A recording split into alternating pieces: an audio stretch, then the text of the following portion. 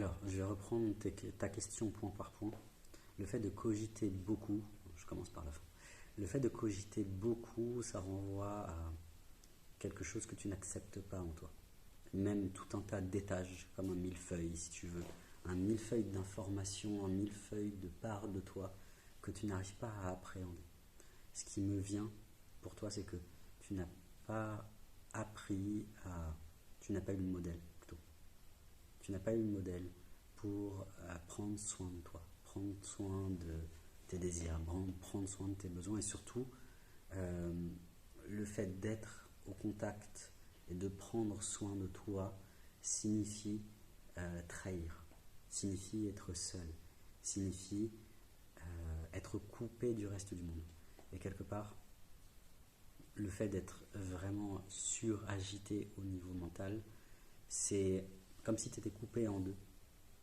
Une part corporelle avec des émotions, avec des sensations, avec de l'instinct, de l'intuition, etc. Et une part rationnelle, le mental, l'esprit, avec des connexions, avec de nouvelles idées, avec plein de potentiel tout le temps en ébullition, mais jamais réellement concrétisé.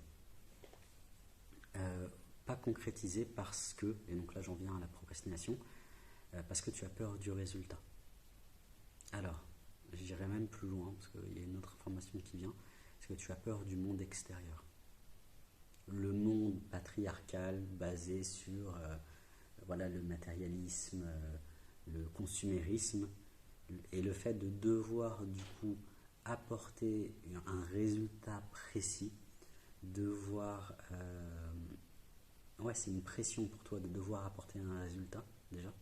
C'est une pression pour toi de devoir apporter un résultat, un bon résultat, donc une exigence vraiment très forte sur ce que tu fais,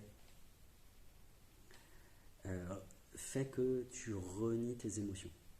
Donc c'est comme si tu avais grandi dans un environnement où le résultat comptait beaucoup plus que le processus. Et donc tu procrastines pas parce que tu es une feignante, mais parce que il y a une part de toi qui est potentiellement dissociée de soi.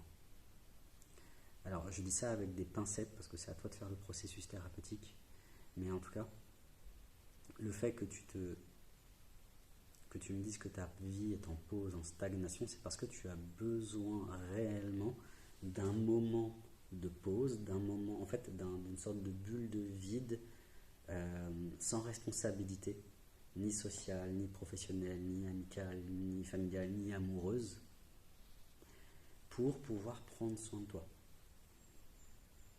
Et ça, c'est une de tes priorités.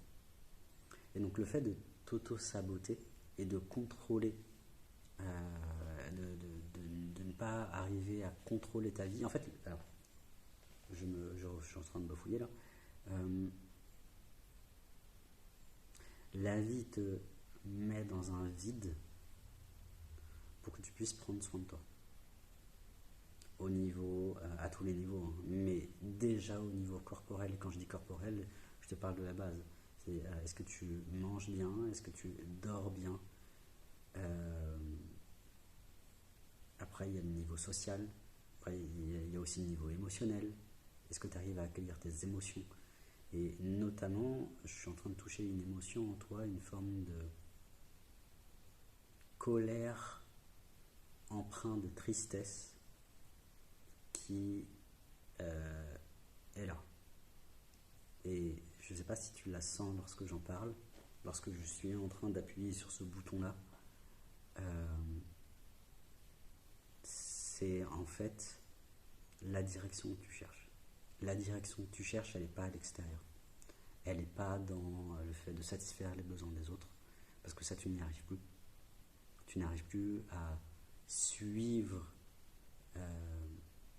ce que les autres disent, suivre les croyances qu'on t'a inculquées, suivre ce que la société voudrait que tu fasses, mais en même temps, tu n'arrives pas encore à totalement aller dans ton sens. Et elle est là, la prochaine étape pour toi. C'est d'aller dans ton sens, d'apprendre petit à petit à ouvrir la porte qui mène à l'intérieur de toi. Et petit à petit à ouvrir chaque coffre, chaque porte, chaque placard, afin de, une fois que tu l'as ouvert, et donc une fois que tu as découvert ce qu'il y avait à l'intérieur, que tu fasses un processus de reconnaissance et que tu acceptes que oui, c'est bien toi, ce que tu perçois en toi.